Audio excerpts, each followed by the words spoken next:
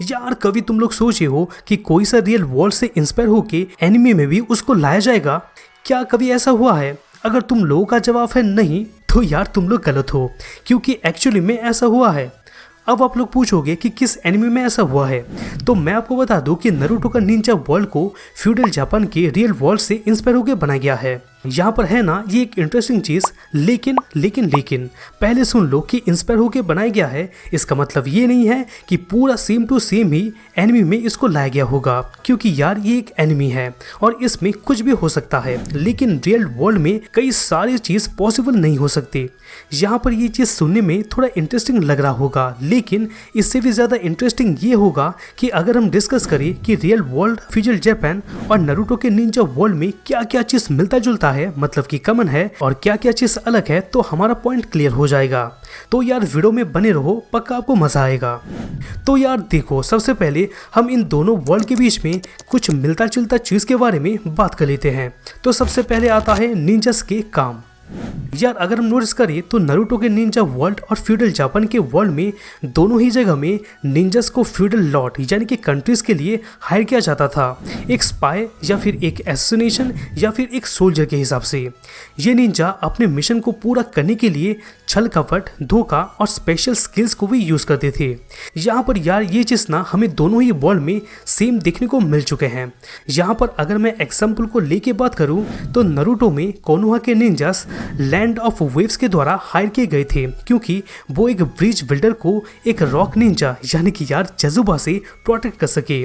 Protect करने के लिए निंजास इस दौरान कई सारे टेक्निक का इस्तेमाल किए थे, जैसे कि क्लोन्स को क्रिएट करना, झुंड में छुप जाना, या तो जुत्सु वाटर को यूज करके उसके पार्टनर हाकू के खिलाफ यूज करना। अगर हम रियल लाइफ के बारे में देखते हैं तो कोगा और ईगा के निंजास ओदा नबुनागा और तोकुगावा लियाशु के द्वारा हायर किए गए थे, क्योंकि यार सिन गोकू पीरियड के दौरान ना वो सभी निंजास उसके एनिमी पर नजर रख सके।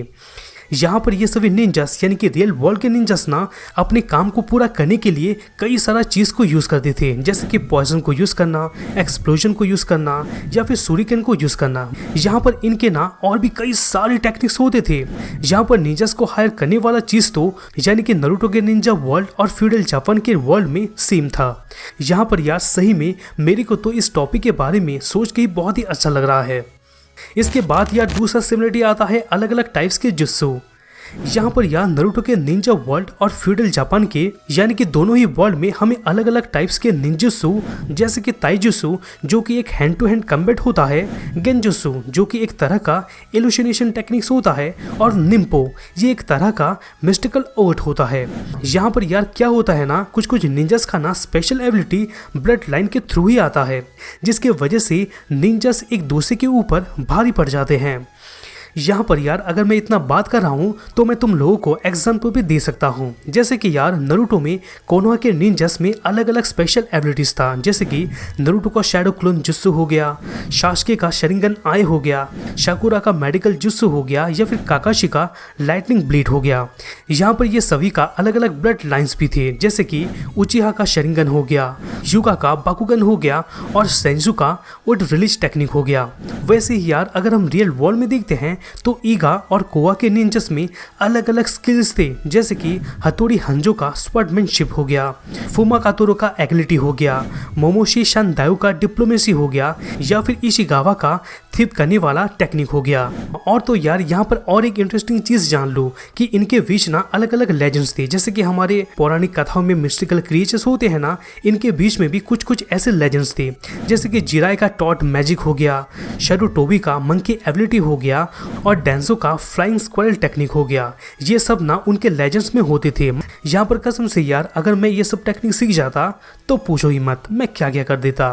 अब तीसरा सिमिलरिटी साथ आए निंजा के बीच में लड़ाई।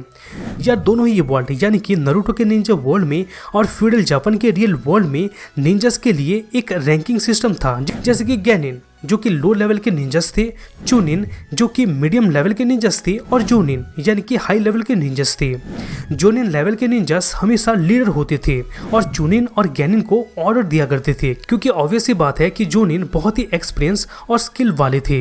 यहाँ पर अगर मैं एग्जाम को लेके आपको समझाऊं तो नारुतो में कोनोहा के निंजस अलग अलग क्लैन से बिलोंग करते थे, जैसे कि उचिहा क्लान हो गया जिसको कि फायर जुत्सु और शरिंगन आई के लिए जाना जाता था, और ह्यूगा क्लान जिसको कि जेंटल स्टाइल फिस्ट और बाकुगन आई के लिए जाना जाता था, और एकामेशी क्लान जिसको कि एक्सपीरियंस जुत्सु और फूड पिल्स के लिए जाना जाता था।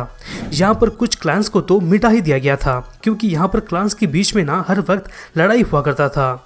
उसी तरह अगर हम रियल लाइफ में देखते हैं तो ईगा और कोगा के निंजस अलग अलग फैमिली से बिलोंग करते थे, जैसे कि हथौड़ी फैमिली जिसको कि लॉयल्टी और लीडरशिप के लिए जाना जाता था, फुमा फैमिली जिसको कि स्पीड और छल कपट के लिए जाना जाता था, और मोमोशी फैमिली जिसको कि वेल्थ और पावर की वजह से जाना जाता था।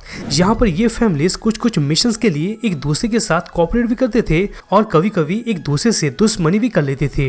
यहाँ पर यार इसमें तो कुछ कुछ फैमिलीज को डिस्ट्रॉय भी कर दिया गया था। अब यार आप खुद ही देख लो सिमिलरिटीज कितने थे।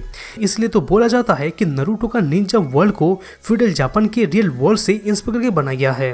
लेकिन यार देखो, एनिमे में जरूरी नहीं होता कि हर चीज़ सेम ही हो, इसीलिए अगर हम सिमिलरिटीज छोड़ दें तो इसके अलावा बहुत सारे डिफरेंसेस भी हैं। तो यार चलो डिफरेंसेस के बारे में भी जान लेते हैं, जो कि यार सही में बहुत ही इंटरेस्टिंग है।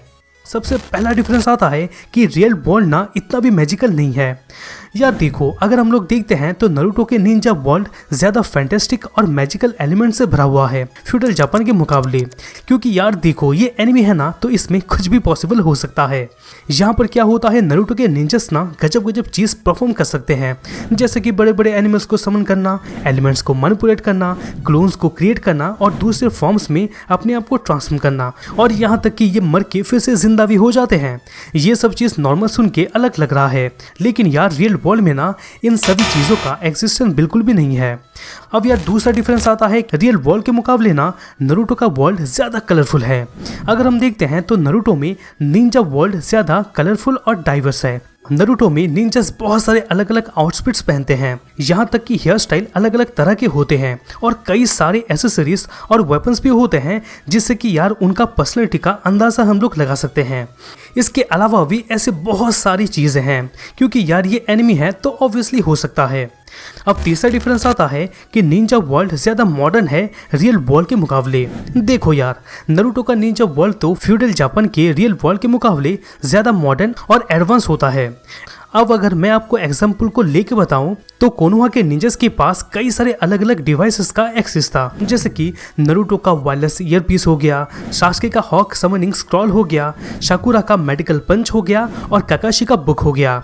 लेकिन यार देखो, रियल लाइफ में ना फ्यूडल जापान के निंजस के पास ऐसा कुछ भी नहीं था, बल्कि उनके पास सिर्फ और सिर्फ ट्रेडिशनल वेपन्स थे। अब चौथा डिफरेंस आता है कि रियल निंजा वर्ल्ड के मुकाबले नारुतो का निंजा वर्ल्ड में ज़्यादा शांति था। हाँ यार, ज़्यादा शांति था। यार देखो, नारुतो में ना निंजस ना फ्रेंडशिप तक बना चुके हैं अलग अलग कंट्रीज और विलेजेस के साथ, खास करके कॉमन एनिमीज या तो खतरे के खिलाफ ना ये सभी मिलके काम किए थे। यहाँ पर भी अगर मैं आपको एग्जाम को लेके समझाऊं तो कोनोहा के निंजास दूसरे नेशन के साथ बॉन्ड बनाए थे, यहाँ तक कि ये सब मिलके ना टीम्स को बना दिए थे दूसरे निंजा के साथ मिलके, जैसे कि टीम 7 जिसमें नारुतो, सास्के, साकुरा और काकाशी थे, फिर टीम 8 जिसमें कीवा और हिनाटा आते थे, और फिर टीम 10 जिसमें शिकामारू, चोशी, इनो और आशुमा आते थे। यहाँ पर यार यही निंजस का बॉन्डिंग ना एक दूसरे के साथ कम्पीट बनाने में बहुत ही हेल्प करता है, और इसके वजह से एक निंजा को ना दूसरे निंजा का सपोर्ट बहुत ही अच्छी तरीके से मिलता है। लेकिन यार देखो, रियल वर्ल्ड में ना ऐसा बिल्कुल भी नहीं था। मतलब कि यार ईगा और कोवा के निंजस को वार का सामना करना पड़ा था, वो भी यार दूसरे रीजन के साथ। मतलब कि इसमें क्लान्स का सामना करना पड़ा था दूसरे निंजस के साथ, जैसे कि ओडा क्लान हो गया, तोकुगावा क्लान हो गया, तोयोटोमी क्लान हो गया, और यहाँ तक कि यार सी माजू क्लान हो गया। यहाँ पर यार क्या हुआ था ना, यही वॉर और झगड़ा की वजह से ना निंजस को एक दूसरे के साथ कम्पीट करने में मजबूर कर दिया था, और एक दूसरे को मारने में ना ये लोग पूरी तरीके से मजबूर हो गए थे। ओवरऑल देखो यार, इसमें बस इतना ही चीज़ कहना चाहूँगा कि नारुतो का निंजा वर्ल्ड को फ्यूडल जापान के रियल वर्ल्ड से पूरी तरीके से इंस्पायर करके बनाया गया था। तो ऑब्वियस सी बात है कि इसमें बहुत सारा चीज़ सिमिलर होगा और कुछ ऐसा चीज़ होगा जो कि डिफरेंट होगा। तो यार इस वीडियो में मैं आपको सिमिलरिटीज़ और डिफरेंस दोनों ही चीज़ के बारे में बता दिया हूँ। यहाँ पर ये दोनों चीज़ ढूंढने में ना मुझे बहुत ही टाइम लग गया था, लेकिन यार आप लोगों के लिए तो इतना तो डेफिनेटली कर सकता हूँ। तो यार आपको इस टॉपिक के बारे में क्या एक्स्ट्रा लगता है कमेंट बॉक्स में जरूर कमेंट कर देना। तो यार चलो मिलता हूँ आपसे नेक्स्ट वीडियो में।